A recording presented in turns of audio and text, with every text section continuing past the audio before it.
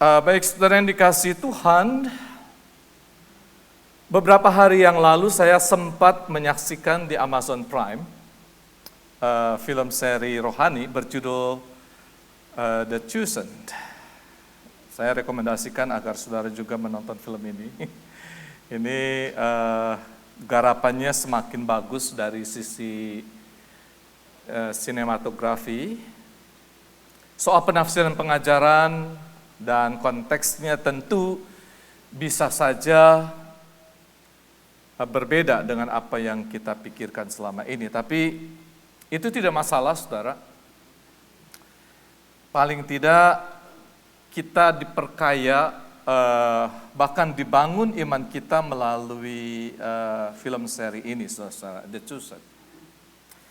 Nah, saudara yang dikasihi Tuhan, ada satu hal menarik yang saya mau cerita di awal khotbah ini, khususnya di episode ke-7.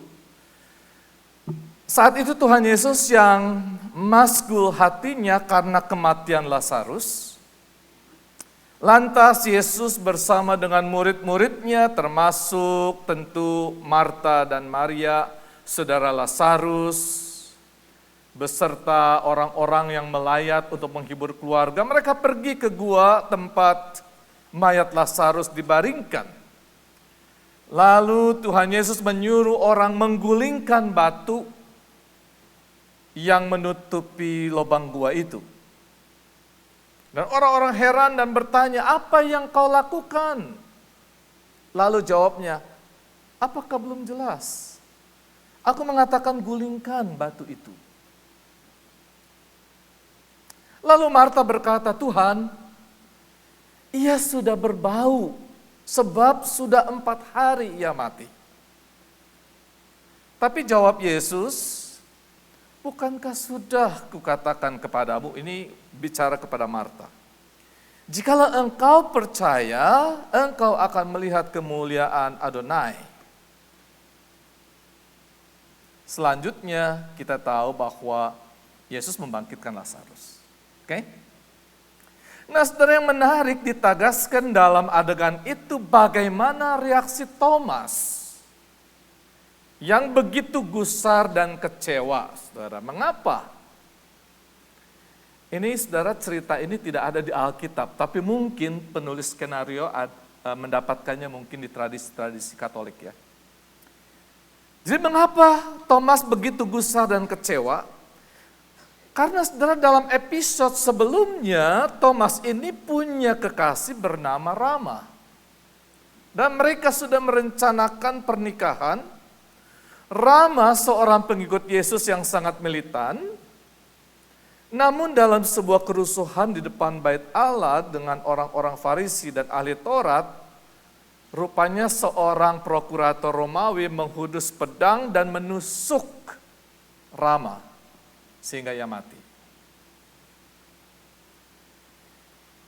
Tentu ini membawa kedukaan yang berat buat Thomas. Lantas Thomas meminta agar Yesus berbuat sesuatu. Kalau dia bisa membangkitkan anak perempuan Yairus yang sebelumnya dia perform, tentu ia bisa membangkitkan Rama, kekasihnya. Tapi Yesus tidak melakukannya. Dan dia berkata kepada Thomas, "I am sorry, Thomas. I can't because our Heavenly Father doesn't allow me to do."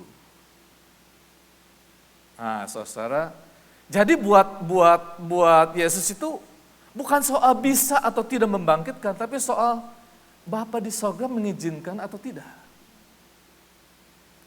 Nah, sementara ketika Marta dan Maria kehilangan Lazarus, ternyata Tuhan Yesus membangkitkan Lazarus yang sudah 4 hari mati. Nah, saudara, kalau saudara berada pada posisi Thomas, bagaimana perasaan saudara? Nah, saudara, dapat dimaklumi kalau Thomas marah, kecewa karena ia sudah berusaha menjadi pengikut Yesus selama hampir 3 tahun dan ia meminta supaya Yesus membangkitkan kekasihnya yang mati akibat konflik Yesus dengan orang Farisi dan ahli Taurat, kok Tuhan Yesus tidak melakukannya, sementara Lazarus yang tinggal di Betania malah dibangkitkan. Tapi yang menarik, saudara, dikatakan Yesus kepada Thomas begini, Thomas, sebagai manusia aku ingin melakukannya, tetapi Bapakku di sorga tidak mengizinkannya. Aku hanya melakukan apa yang harus kulakukan atas seizin Bapakku di sorga. Dia tahu yang terbaik untuk masa depan hidupmu, supaya melalui imanmu, Injil dinyatakan kepada dunia. Dan untuk itu kita harus bersedia berkurban. Nah, Thomas menangis, saudara, lalu dia menjawab, but it is too much. Nah, saudara, menyaksikan tayangan dialog di bagian itu, saya disadarkan, saudara, bahwa sesungguhnya mengikuti Yesus itu butuh pengorbanan dan menempatkan kehendak Bapa itu lebih daripada keinginan kita sendiri.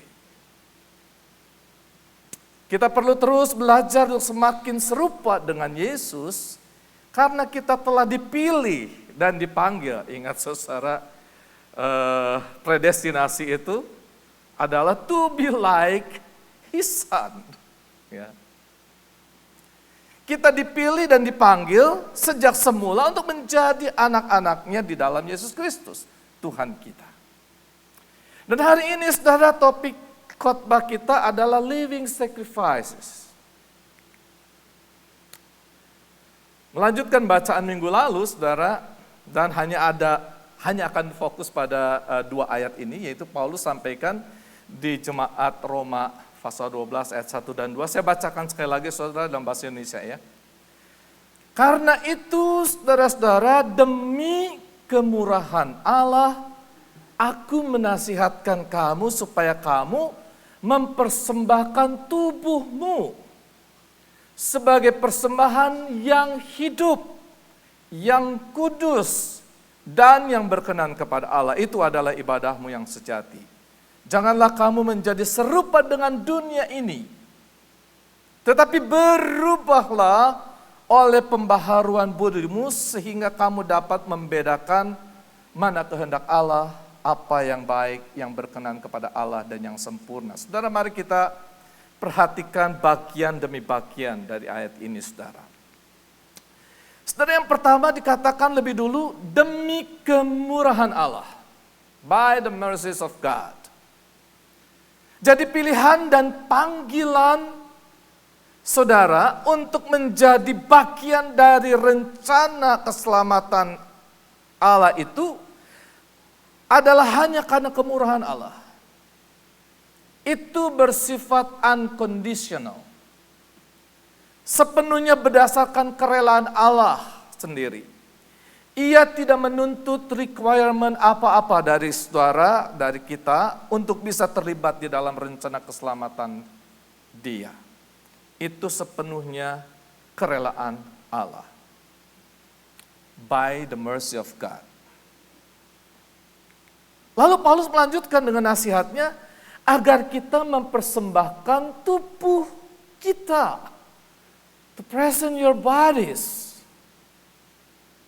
Mengapa tubuh ini yang harus dipersembahkan, saudara? Bukankah aliran Gnosticism pada itu yang populer memandang bahwa tubuh ini buruk, bahkan menjadi penjara bagi jiwa, sehingga kita harus berusaha melepaskan diri daripadanya? Saudara, apa yang dimaksud Paulus ketika ia mengatakan agar kita mempersembahkan tubuh? Saudara, sebenarnya istilah mempersembahkan dalam teologi Kristen sama artinya dengan melepaskan.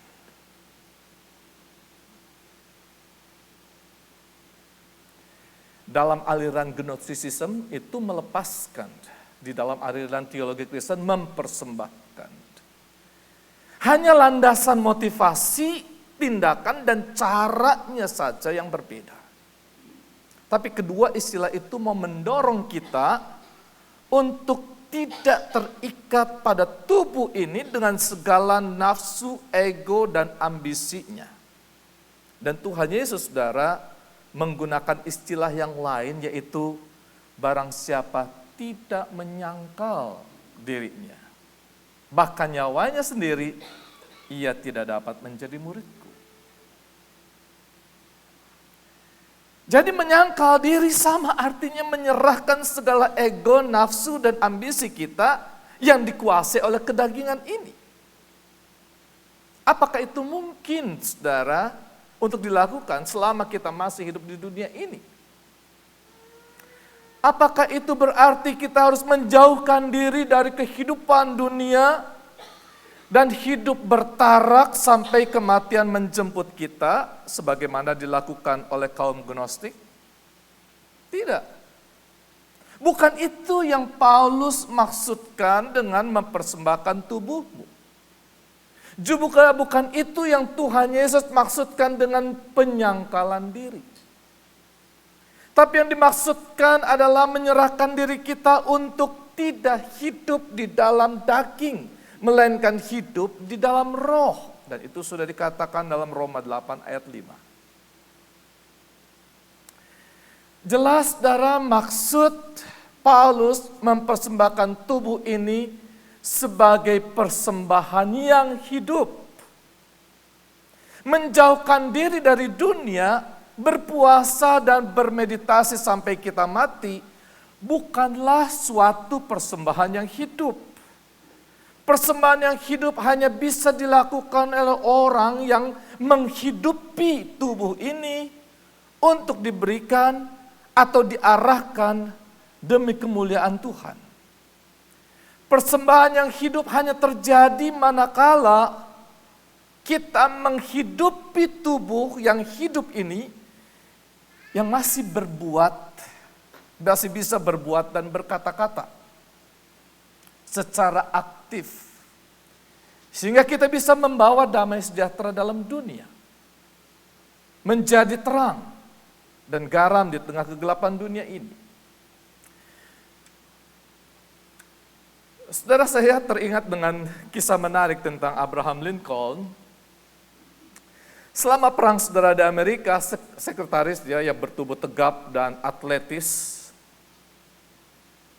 hanya sekedar memegang pena dan pensil, dan ia merasa kurang heroik dengan pekerjaannya ini. Dia ingin bertugas di medan pertempuran karena ia bersedia berkorban untuk mati, bila memang diminta. Jadi sekretarisnya terus-menerus mengeluh kepada Abraham Lincoln tentang pekerjaannya yang dianggapnya bahwa pekerjaan itu untuk wanita. Sekalipun sekretarisnya ini tetap berseragam lengkap sebagaimana seorang prajurit. Namun Lincoln memandang sekretarisnya ini dan berkata, "Young man, aku memang melihat engkau sungguh-sungguh bersedia mati untuk negaramu. Tapi kali ini bersediakah kamu hidup bagi negaramu? Negara ini membutuhkan kamu untuk tetap hidup. Dan itu pun butuh pengorbanan. Kamu harus mengorbankan segala ambisi dan harapan pribadimu demi memenuhi tugas negara." Jadi saya membayangkan, saudara, ketika Paulus mengatakan, persembahkanlah tubuhmu sebagai persembahan yang hidup, maka pertama-tama itu bermakna sebagai panggilan untuk mempersembahkan diri kita selagi kita masih hidup. Seperti Daud berkata di dalam Mazmur 30 ayat 10, "Apakah untungnya kalau darahku tertumpah, kalau aku turun ke dalam lubang kubur? Dapatkah debu bersyukur kepadamu dan memberitakan kesetiaanmu?" Dan makna yang kedua, saudara, bahwa mempersembahkan tubuh sebagai persembahan yang hidup, yakni kita menyerahkan hidup atau nafas kita yang sesungguhnya telah menjadi milik Kristus. Sebagaimana Paulus juga mengatakan dalam Galatia 2 ayat 20, namun aku hidup, tetapi bukan lagi aku sendiri yang hidup, melainkan Kristus yang hidup oleh iman dalam Anak Allah yang telah mengasihi aku. Yesus yang hidup di dalam aku dan hidupku yang kuhidupi sekarang di dalam daging adalah hidup oleh iman dalam Anak Allah yang telah mengasihi aku. Wah, saudara-saudara, ini luar biasa. Paulus merasa bahwa hidupku, tubuhku ini adalah milik Kristus. Dan makna yang ketiga, saudara, adalah bahwa mempersembahkan tubuh kita sebagai persembahan yang hidup, yakni hidup di dalam roh. Sehingga segala aktivitas yang dapat dilakukan oleh tubuh ini tidak lagi didorong nafsu kedagingan kita, melainkan oleh roh yang membawa kita pada kehidupan. Roma 8 ayat 5-6. Karena tubuh tanpa roh pada hakikatnya mati. Dan roh kita yang ada di bawah kuasa dosa sebenarnya sudah mati. Karena itu mempersembahkan tubuh sebagai persembahan yang hidup hanya bisa terjadi apabila Roh Kudus atau Roh Kristus tinggal diam di dalam tubuh kita ini. Selanjutnya, saudara, di ayat pertama ini Paulus mengatakan begini, yang kudus dan yang berkenan kepada Allah itu adalah ibadahmu yang sejati. Jadi kita ini sudah dipanggil untuk mempersembahkan tubuh kita sebagai persembahan yang hidup, tetapi tidak berhenti hanya pada satu kualitas itu saja, melainkan juga menjadi persembahan yang kudus dan berkenan kepada Allah. Jelas, saudara, persembahan yang kudus di dalam Taurat, entah itu lembu atau domba, persembahan yang kudus itu menyangkut usia yang sesuai dengan ketetapannya, korban harus tak bercela, Imamat 4 ayat 3. Artinya binatang yang halal boleh dimakan, dan tidak cacat, tidak sakit, tidak lemah, dan masih lengkap anggota tubuhnya alias yang terbaik. Tapi dalam perjanjian baru, saudara, kita dipanggil untuk memberikan persembahan yang kudus, sebagaimana di dalam 1 Petrus 1 ayat 14-16 dikatakan, hiduplah sebagai anak-anak yang taat dan jangan turuti hawa nafsu yang menguasai kamu pada waktu kebodohanmu. Tetapi hendaklah kamu menjadi kudus di dalam seluruh hidupmu, sama seperti Dia yang kudus yang telah memanggil kamu. Sebab ada tertulis, kuduslah kamu sebab aku kudus.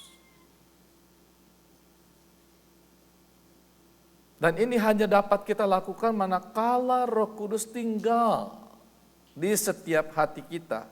Sehingga diri kita menjadi bait-Nya yang kudus. Kuduskanlah Kristus di dalam hatimu. Hanya dengan jalan itulah maka persembahan kita berkenan kepada Allah, menyenangkan hati Tuhan. Apakah yang dimaksud dengan berkenan kepada Allah, pleasing to God?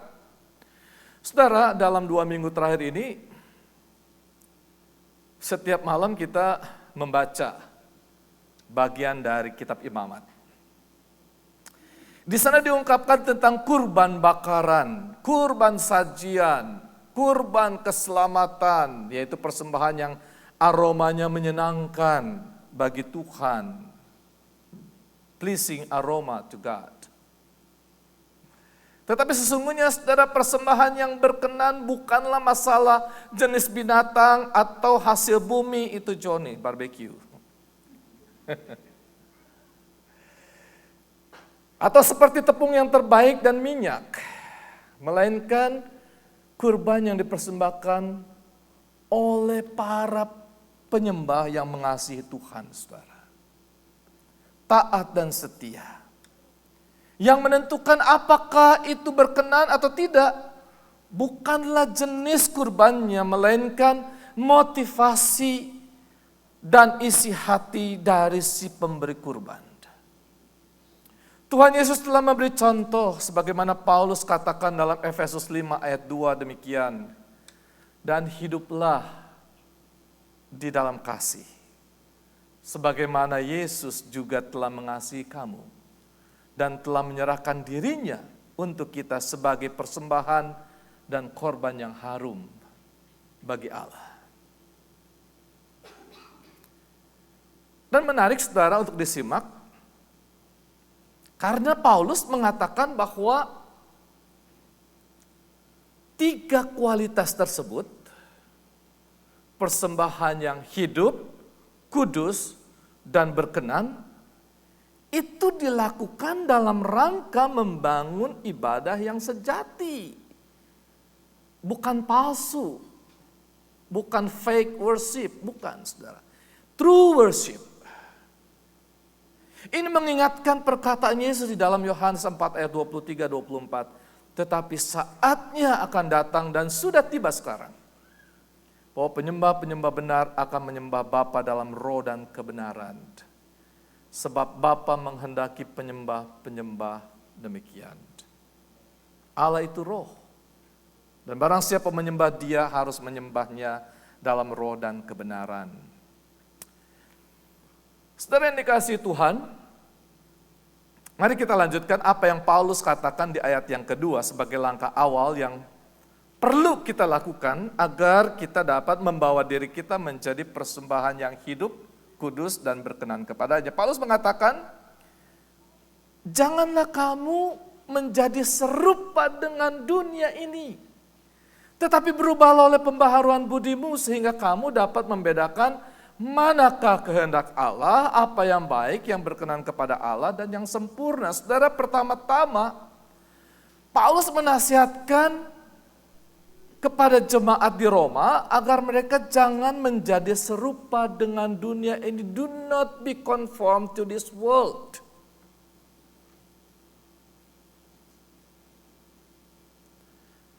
Saudara, dunia yang dimaksud tentu adalah cara hidup dan cara berpikir masyarakat pada masa itu yang sangat dipengaruhi oleh Helenisme dan secara spesifik kebudayaan Romawi. Dan saudara tahu, worldview kebudayaan Romawi sangat diwarnai dengan kepercayaan mereka pada banyak dewa dan dewi yang masing-masing mempunyai peran dan fungsinya sendiri dalam kehidupan dunia. Bahkan kaisar pun dianggap keturunan dewa. Dan orang-orang berusaha untuk memanfaatkan, memanipulasi peran dan fungsi dewa, dewi itu demi memenuhi kebutuhan mereka. Sehingga untuk tujuan itulah mereka menyembah pada dewa dan dewi tertentu.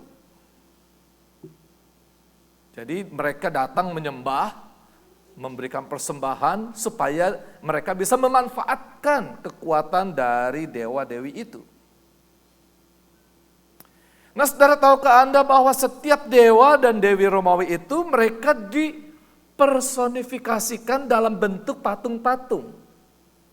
Sekalipun dewa-dewi itu punya nama-nama tertentu, dengan demikian ketika saudara bisa bayangkan ada nama dewa-dewi, entah Artemis, June, Eris, Demeter, Poseidon, Zeus, dan sebagainya. Ada patung-patungnya, saudara.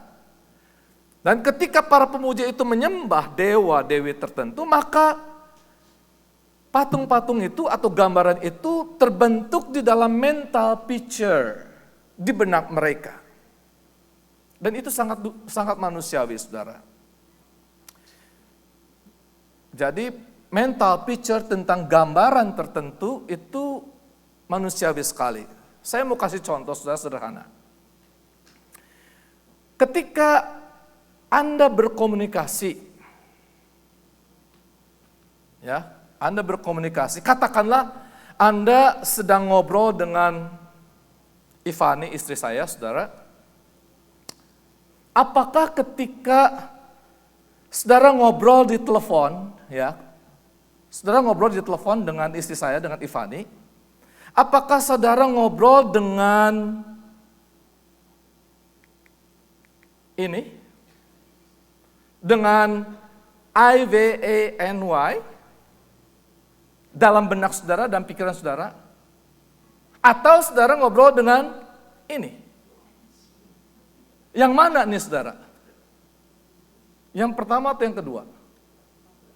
Di dalam pikiran kita ketika kita ditelepon nih. Yang kedua. Saudara, ketika kita ngobrol dengan seseorang, kita butuh gambaran dalam mental picture kita. Tidak cukup dengan huruf IVANY. Nggak bisa, saudara. Butuh gambaran dalam mental picture kita. Seseorang yang wajahnya begini, suaranya seperti ini, karakter dia begini, itu muncul di dalam pikiran kita ketika kita ngobrol. Betul nggak? Anda kenal tentang Ivani, dan saya yakin 100% dalam benak saudara adalah yang nomor 2 tadi. Karena gambaran nomor 2 ini mewakili pribadi seseorang yang berkomunikasi dengan saudara, bukan? Dan disinilah masalahnya, saudara. Ketika Tuhan memperkenalkan diri kepada Musa, maka ia menyatakan dirinya dalam sebuah nama. YHWH. Yang artinya I am who am I. Atau dengan kata lain, aku adalah sang ada yang eksis. Dari kekal sampai kekal, bahkan daripada kulat dijadikan dari segala yang telah jadi. Tetapi Tuhan tidak menyatakan wujudnya sebagai manusia. Karena memang dalam kesempurnaannya, dia tidak dapat dinyatakan dalam wujud tertentu yang ada dalam ciptaan ini. Karena terlalu kecil untuk menggambarkan siapa Tuhan. Sementara manusia di dalam keterbatasannya hanya bisa mengenal sungguh-sungguh dan berelasi dengan sesuatu yang berwujud. Visible. Bisa diraba, dilihat, didengar, dicium dan sebagainya. Itu manusia.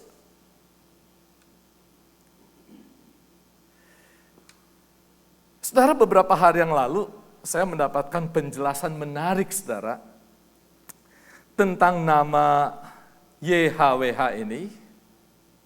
Ini disampaikan oleh mantan pastor City of Harvard Singapore, Pastor Kong Hee, you know, right?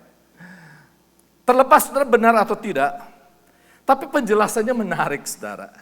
Dia katakan begini, mengapa nama YHWH tidak ada vokalnya?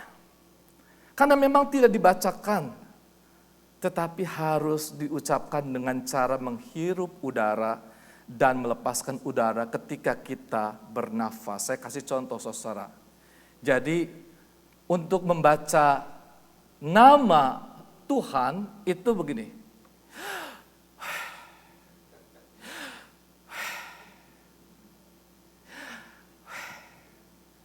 Kedengarannya Yahweh, saudara. Tapi, nah saudara, jadi menurut dia, Yahweh adalah Tuhan yang kita sembah melalui setiap nafas kita, atau disembah oleh yang bernafas, yang hidup. Mazmur 150 ayat 6. Biarlah segala yang bernafas memuji Tuhan. Sementara di dalam Taurat, begitu ditekankan bahwa kepada umat Allah, tidak boleh ada patung dalam bentuk apapun dan sujud menyembah kepadanya. Juga jangan menyebut nama Tuhan dengan sembarangan. Jadi Tuhan itu begitu invisible. Sementara manusia membutuhkan sesuatu yang visible untuk berelasi, untuk berkomunikasi. Karena itu saudara, berulang kali manusia jatuh di dalam dosa pemberhalaan, mulai dari membentuk lembu emas, dan di sepanjang kehidupan kerajaan Israel, mereka jatuh dalam penyembahan kepada Baal. Dan ketika manusia menyembah para Baal itu, maka tujuannya adalah memanipulasi kekuatannya demi kepentingan manusia. Padahal jelas-jelas telah dinyatakan bahwa para berhala buatan manusia itu hampa, nihil, tidak punya kuasa apapun, mati. Karena itu saudara, Tuhan, Jehovah, memperkenalkan dirinya kepada Abraham, Ishak, Yakub, dan melalui Musa dinyatakan kepada umat Israel bukan dalam wujud apapun yang menyerupai ciptaan, melainkan dalam bentuk karya keselamatan. Kekuatan dan kuasanya dinyatakan lewat 10 tulah yang ditimpakan kepada Firaun dan bangsa Mesir. Yang pada zaman itu, saudara, pada dunia zaman itu, dewa-dewi Mesir itu dianggap yang paling kuat dan berkuasa seperti Ra dan Osiris. Namun mereka tidak berkuasa apa-apa menghadapi kekuatan Yahweh. Jadi saudara-saudara, 10 tulah itu sebetulnya mau menyatakan kekuatan Allah pada setiap dewa-dewi Mesir. Nah, saudara, Tuhan memperkenalkan dirinya lewat kemegahan alam semesta. Sebagai buatan tangannya, Mazmur 8. Juga melalui perbuatan-perbuatan ajaib.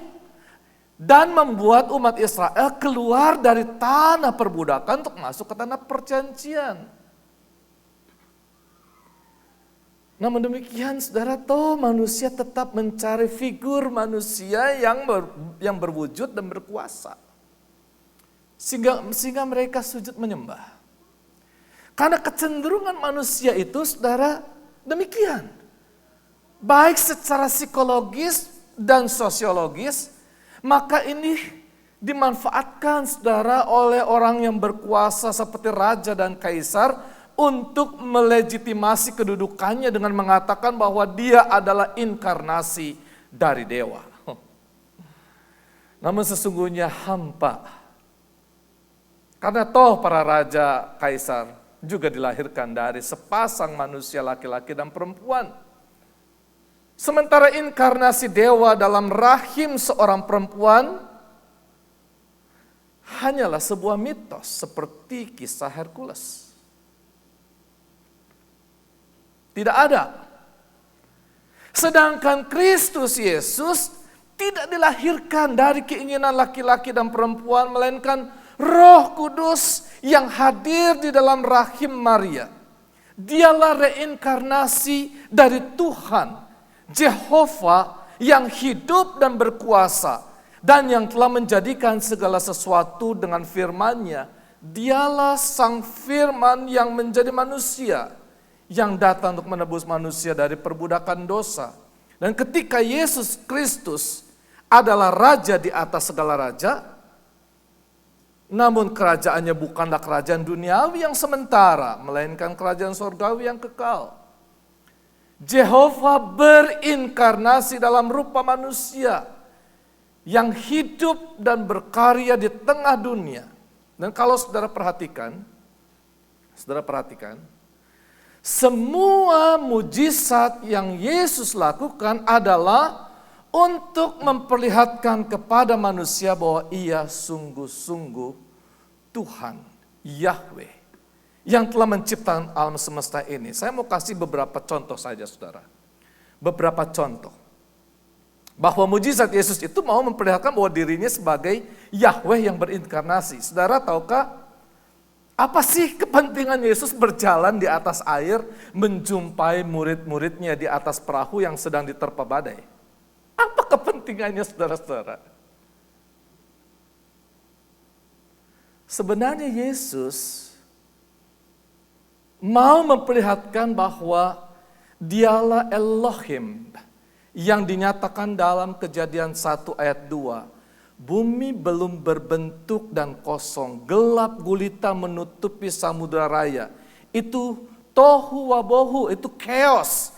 Itu badai ketika murid-murid melihat angin topan badai. Tohu wabohu, chaos. Lalu digambarkan dalam Yohanes sebagai laut yang bergelora karena angin kencang. Roh Allah melayang-layang di atas permukaan air. Yesus berjalan di atas air. Jadi dia mau mengatakan bahwa akulah Jehovah.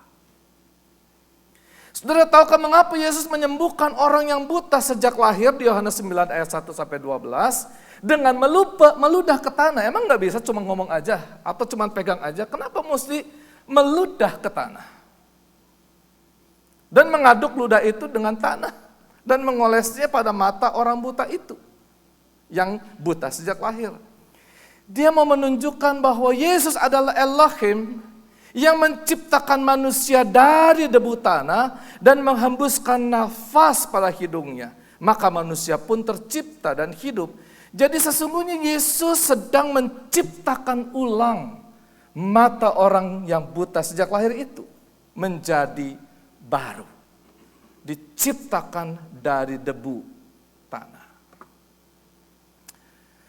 Jelas ketika Yesus membangkitkan anak Yairus maupun Lazarus adalah untuk menunjukkan bahwa ia dan Bapa adalah satu, sang pemberi kehidupan.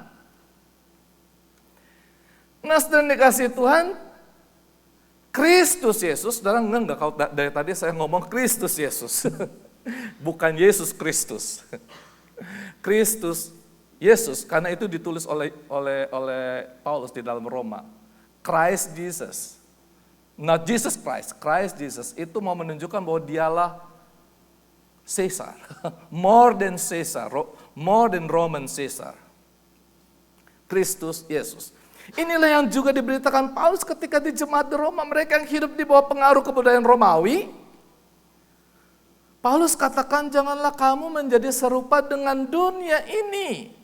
Tetapi berubahlah oleh pembaharuan budimu, sehingga kamu dapat membedakan manakah kehendak Allah, apa yang baik, yang berkenan kepada Allah, dan yang sempurna.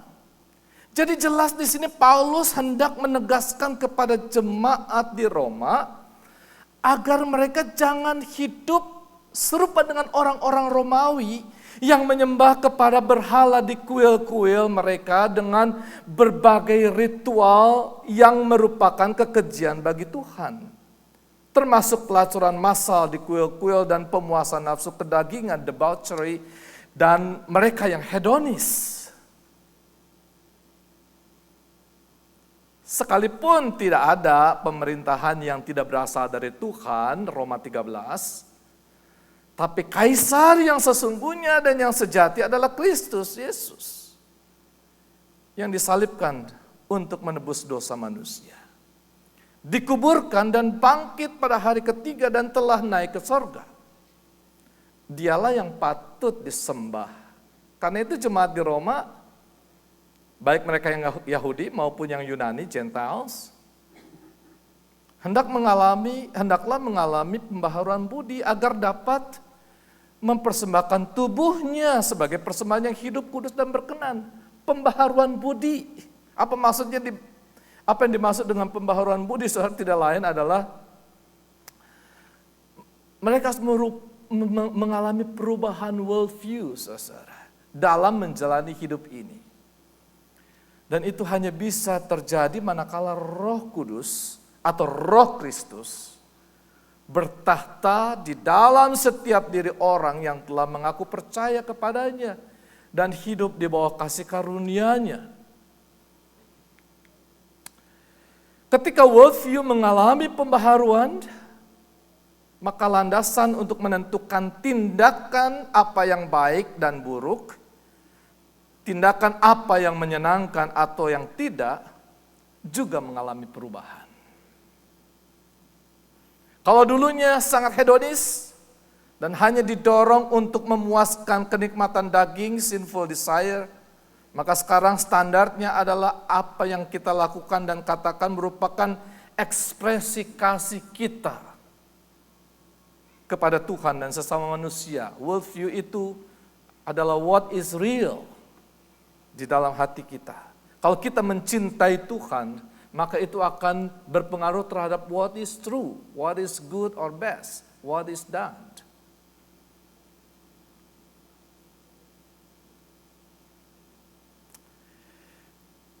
Apakah yang kita lakukan dan perkataan dan perbuatan itu berkenan kepada Tuhan dan tidak mendatangkan dosa, melainkan mengarahkan kita pada kesempurnaan.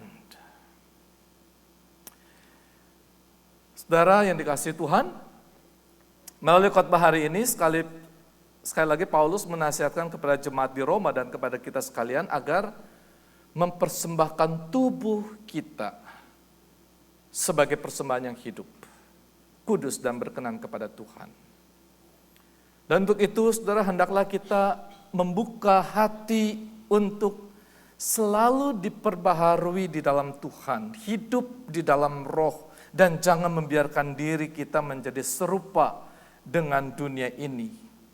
Saudara, dunia yang semakin materialistis dan hedonis seringkali menggoda kita untuk tetap tinggal di dalamnya, nyaman di dalamnya, sehingga kita semakin jauh dari Tuhan. Saudara, hari ini saya ingin mengajak Anda untuk melakukan 4 hal seperti sebagai aplikasi terhadap renungan kita hari ini, saudara. Yang pertama, saudara, mari kita membangun relasi kita untuk semakin intim dengan Tuhan. Ini yang disebut dengan spiritual intimacy. Dan ini hanya akan terjadi manakala kita semakin sering berkomunikasi dengan Tuhan dan mencoba untuk berempati. Maksudnya begini, saudara. Ketika kita menghadapi suatu persoalan atau sesuatu yang harus diputuskan atau direspon, baik dengan perkataan atau tindakan, mari kita coba membayangkan dalam mental picture kita dengan merenungkan begini. Kalau Tuhan Yesus saat ini berada dalam situasi kita, yang kita hadapi saat ini, kira-kira apa yang akan dia lakukan atau dia katakan? Mintalah bimbingan Tuhan, bimbingan Roh Kudus untuk menyatakannya. Dan tentu kita akan semakin peka dan terhadap pikiran dan perasaan Yesus manakala kita terus merenungkan firman-Nya. Dan ketika kita betul-betul mengerti isi hatinya, maka kita akan merasakan bahwa His Spirit, Roh Kristus, lives in me. Dengan cara ini, saudara, sedikit demi sedikit, kita akan mengalami pembaharuan budi. Dan kita menjadi imitator of Christ. Yang kedua, saudara, beri waktu untuk selalu mengalami persekutuan dengan Tuhan dalam keheningan. Baik secara pribadi maupun dengan anggota keluarga saudara. Saya teringat dengan perkataan Mother Teresa, saudara. Dia mengatakan begini, we need to find God, and He cannot be found in noise and restlessness. God is the friend of silence. See how nature, trees, flowers, grass grows in silence. See the stars, the moon, and the sun, how they move in silence. We need silence to be able to touch souls. Bagus sekali, saudara, apa yang dikatakan oleh Mother Teresa ini. Beri waktu keheningan dalam hidup kita untuk berkomunikasi dengan Tuhan. Yang ketiga, saudara, dalam kesempatan ini saya encourage saudara untuk memberi waktu melayani Tuhan dalam bentuk apapun. Gunakan dan kembangkanlah segenap talenta yang Tuhan karuniakan kepada saudara. Menjadi karunia roh sehingga seluruh hidup kita menjadi ibadah yang sejati. Saya akan lanjutkan minggu depan, saudara, untuk membahas ayat 3 sampai ayat yang ke-8. So, stay in this channel, oke? Saudara, selagi kita masih diberi kesempatan, mari kita berkarya bagi Tuhan. Paulus katakan dalam Filipi 1 ayat 21-22, karena bagiku hidup adalah Kristus dan mati adalah keuntungan. Tetapi jika aku harus hidup di dunia ini, itu berarti bagiku bekerja memberi buah. Saudara, saat kita berdoa, ada kecenderungan memohon kepada Tuhan agar menolong dan memberkati apa yang telah kita kerjakan. Seakan saudara Tuhan disuruh untuk setuju saja dengan apa yang kita kerjakan, yang kita sedang kerjakan, saudara. Tapi seringkali kita lupa meminta Tuhan untuk menuntun dan mengarahkan apa yang harus kita lakukan sebelum kita mengerjakan sesuatu. Nah, saudara, saya pikir seharusnya kita bersikap seperti Abraham Lincoln yang pernah mengatakan begini, saudara. Abraham Lincoln pernah mengatakan begini, "Sir, my concern is not whether God is on our side. My greatest concern is to be on God's side, for God is always right." Nah, saudara-saudara, jadi jangan kita minta Tuhan supaya berpihak pada kita. Tuhan mengikuti apa maunya kita, jangan. Saudara, kita harus belajar untuk selalu berada di pihak Tuhan karena bersama Tuhan pasti benar. Yang keempat, saudara, apabila saat ini kita sedang menghadapi situasi yang kurang menyenangkan, stres karena pekerjaan, masalah keluarga, bahkan mungkin kondisi kesehatan kita, lantas kita berdoa, namun seakan apa yang terjadi tidak seperti yang kita harapkan, kita sudah berjanji. Kalau Tuhan kabulkan permohonan kita, lalu kita berjanji akan mempersembahkan hidup kita untuk Tuhan. Namun seakan Tuhan diam, tidak ada respon atau jawaban apapun seperti yang kita harapkan. Lantas kita kecewa dan marah, seakan Tuhan tidak peduli dan memperlakukan kita dengan tidak adil. Seperti perasaan Thomas dalam pendahuluan khotbah hari ini. Thomas berharap Yesus juga membangkitkan kekasihnya, Rama. Sama seperti yang membangkitkan anak perempuan Yairus dan Lazarus. Tapi atas kehendak Bapa, Yesus tidak mengabulkan keinginan Thomas. Tetap percaya, saudara, kepada kebaikan Tuhan. Dan teguhkan iman saudara. Saudara-saudara, Charles Stanley, dia berkata, "Our Heavenly Father understand our disappointment, suffering, pain, fear, and doubt. He is always there to encourage our hearts and help us understand that He is sufficient for all of our needs. When I accepted this as an absolute truth in my life, I found that my worrying stopped." Saudara, saya mau tutup khotbah ini dengan membacakan firman Tuhan yang dinyatakan dalam Yakobus 1 ayat 12. "Berbahagialah orang yang bertahan dalam pencobaan, sebab apabila ia sudah tahan uji, ia akan menerima mahkota kehidupan yang dijanjikan Allah kepada barang siapa yang mengasihi Dia." Kita baca sama-sama. Let's read it together. This verse, 1, 2, 3. "Blessed is the man who perseveres under trial, because when he has stood the test, he will receive the crown of life that God has promised to those who love Him." Let's pray.